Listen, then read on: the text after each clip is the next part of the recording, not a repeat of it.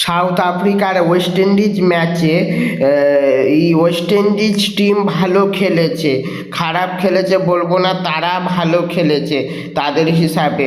South আফ্রিকার টিমকে তো আর কিছু বলারই নাই, তারা সেরা লেভেলের খেলেছে, মানে কি বলবো। South Africa team salute, thank you South Africa team.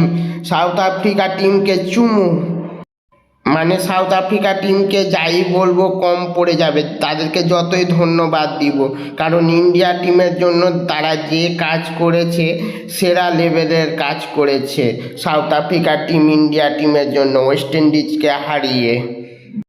West Indies টিমের Romario Shepherd, Jason Holder, Brendon King, বলতে গেলে ওয়েস্ট ইন্ডিজের টিমের সবাই ভালো খেলেছে, কিন্তু সাউথ আফ্রিকা টিমের প্লেয়াররা সবাই মানে মানে কি আর বলবো, সব থেকে ভালো খেলেছে।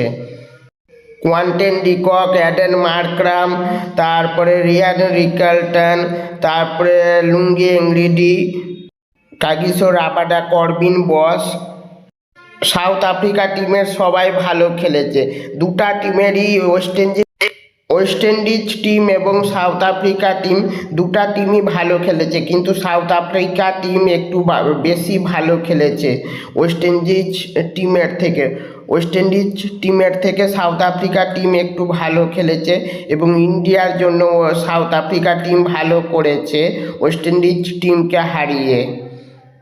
সাউথ আফ্রিকা টিমের সবাইকে চুমু, সবাইকে থ্যাংক ইউ, মানে যত বড়ই ধন্যবাদ দিই সব কম পড়ে যাবে, কারণ তারা যা ইন্ডিয়ার জন্য কাজ করে গেছে মানে বলার কথা নাই ওয়েস্ট ইন্ডিজ টিমকে সাউথ আফ্রিকা টিম হারিয়ে।